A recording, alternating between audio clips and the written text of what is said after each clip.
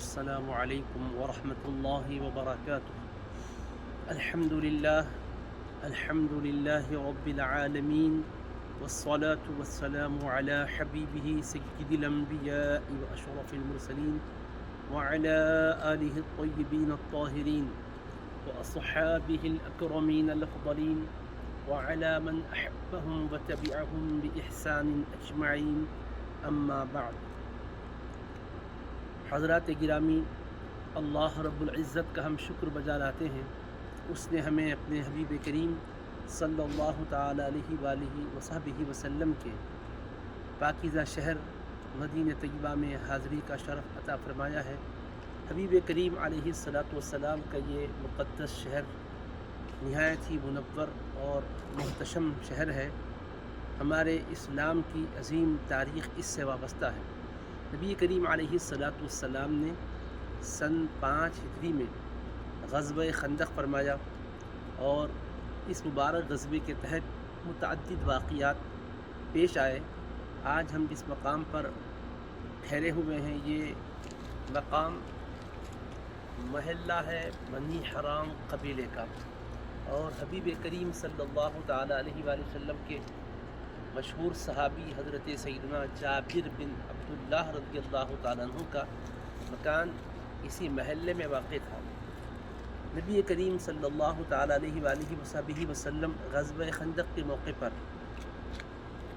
اپنے صحابہ کرام رضوان اللہ تعالیٰ علیہ مجمعین کے ہمراہ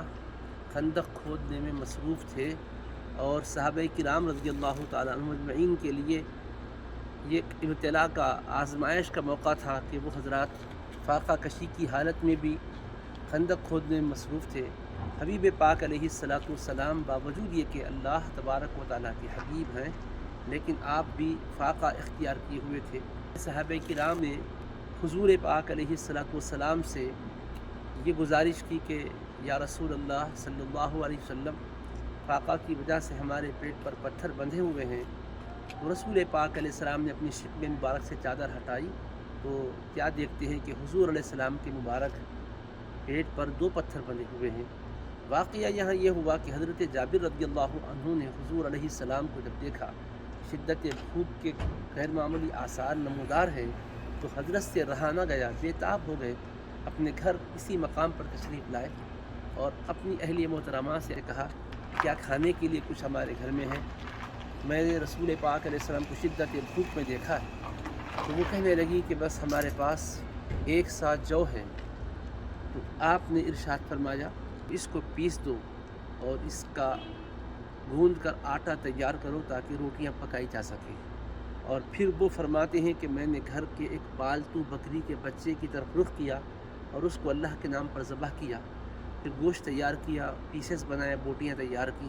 اور اپنی اہلیہ محترمہ سے کہا کہ اس سے سالن تیار کریں گے اور وہ 1 سا سے روٹیاں پکائیں گے۔ اب حضور پاک علیہ السلام کی خدمت میں دعوت کے لیے جانے لگے۔ اہلیہ محترمہ نے کہا دیکھو، اللہ کے رسول علیہ السلام کی خدمت میں گھر کی صورتحال بھی واضح کر دو تاکہ حضور پاک علیہ الصلاۃ والسلام کے مہمانوں کی خدمت میں ہم سے کوئی کمی نہ ہو اور رسوائی کا سامنا کرنا نہ پڑے۔ حضرت جابر رضی اللہ عنہ نے فرمایا ٹھیک ہے، اور رسول پاک علیہ الصلاۃ والسلام کی خدمت بابرکت میں حاضر ہوئے اور نہایت آہستگی کے ساتھ حضور اکرم علیہ السلام کی خدمت میں عرض کی کہ یا رسول اللہ صلی اللہ علیہ وسلم، 1 سا جو ہم نے اس کا آٹا تیار کیا ہے اور روٹیاں پکانی ہیں، اور ایک چھوٹا سا بکری کا بچہ ذبح کیا ہے، آپ اپنے چند صحابہ کرام کے ساتھ تشریف لائیں، ہم آپ کے لیے دعوت طعام کا اہتمام کر رہے ہیں۔ تو رسول کریم صلی اللہ تعالیٰ علیہ وسلم نے اعلان فرمایا یا اہل الخندق ان جابرا قد صنع سورا فحیا حلم بکم، اے خندق کھودنے والوں، بلا شبہ جابر رضی اللہ عنہ نے تمہارے لیے دعوت طعام کا اہتمام کیا ہے، تم سب چلو دعوت میں تناول کے لیے شرکت کرنے کے ارادے سے۔ حضرت نبی کریم صلی اللہ علیہ وسلم کے اس اعلان مبارک کے ساتھ حضرات صحابہ کرام رضوان اللہ تعالیٰ علیہ مجمعین جو 3 دن سے فاقے تھے نکل پڑے۔ حضرت جابر رضی اللہ تعالیٰ عنہ بظاہر تھوڑا سا فکر مند ہوئے کیونکہ رسول پاک علیہ السلام کے مہمان ہیں، 1 سا جو ہے اور ایک چھوٹا سا بکری کا بچہ ہے جس کو ذبح کیا گیا تھا۔